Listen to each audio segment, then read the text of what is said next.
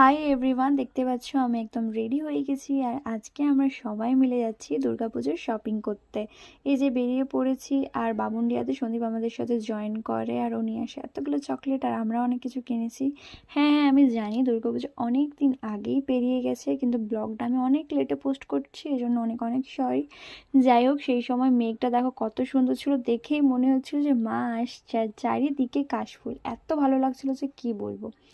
এরপর ওখানে গিয়েই তো আমার পেট ব্যথা শুরু হয় প্রচণ্ড পরিমাণে, মানে এই পেট ব্যথাটা শুধু মেয়েরাই ফিল করতে পারবে। তো যাই হোক, সন্দীপ আমার জন্য নিয়ে আসে ওআরএস, তো ওটাই আমি খাচ্ছিলাম, আর সবাই মিলে ব্রেকফাস্টও করা হলো। এরপর আমরা আসি সুন্দরীতে।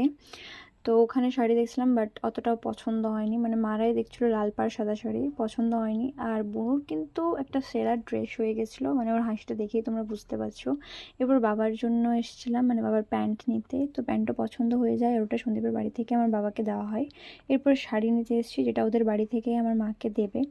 তো অনেকগুলো শাড়ি দেখার পর আমার মায়ের একটা শাড়ি পছন্দ হয়, তো ওটাই নিয়ে নেয় ও। তো যাই হোক, মায়ের আর বাবার দুজনেরই তো কমপ্লিট হয়ে গেল। এরপরে আমরা খাচ্ছিলাম এই যে আইসক্রিম, তারপর চলে এসেছি সিটি স্টাইলে। ওখানে না শর্ট কুর্তির কালেকশন ভীষণ ভালো, তো ওখান থেকে একটা চুজ করে আমি নিয়েছিলাম। আর এই যে মামা তো প্রচুর শপিং করেছে, দেখতেই পাচ্ছ। ওখানে নিচে, মানে সিটি স্টাইলের নিচে ছিল এরকম একটা বুটিক ব্লাউজের প্রচুর দাম। আই থিঙ্ক হতেও পারে, আমার ঠিক আইডিয়া নেই কেমন কি দাম হয়, কিন্তু আমাদের মনে হয়েছিল যে ওটাতে একটা ভালো শাড়ি হয়ে যেতে পারে ওই দামে, মানে ব্লাউজের ওই দামে। তো যাই হোক, ওখান থেকে আমরা বেরিয়ে আসি। ফার্স্টে গেছিলাম গোকুলে, বাট ওখানে প্রচণ্ড ভিড় ছিল। আসলে আমরা এমন একটা দিন চুজ করেছিলাম, সেদিনকে প্রায় সবই ছুটি ছিল, সবাই শপিং করতে এসেছিলো। আমরা সেই জন্য চলে আসি আই লাভ পুরুলিয়ার কাছে মোমো আছেতে। তো ওখানে ফার্স্টে খেয়েছিলাম পনির পকোড়া, ওটা দারুণ ছিল। আর তারপর আমি আর বুনু নিয়েছিলাম তন্দুরি মোমো, আর এরা এদিকে সবাই খাচ্ছিল আর কি খাবার। আমি সেরকম কিছু খাইনি, কারণ আমার খেতেই ইচ্ছা করছিল না সেদিন। আর এই সময় না, মানে দুর্গাপুজোর আগেটাতে এখানে সুন্দর সুন্দর স্টল বসে, আর দারুণ দারুণ জিনিস পাওয়া যায়। তো সেটাই আমি আর বুনু মিলে দেখছিলাম, কারণ আমাদের তো খাওয়া হয়ে গেছিলো। এরই মধ্যে ছোটো মামা আমাদেরকে ডাকে যে আসো আসো, আমাদেরকে একটা গিফট দিয়েছে।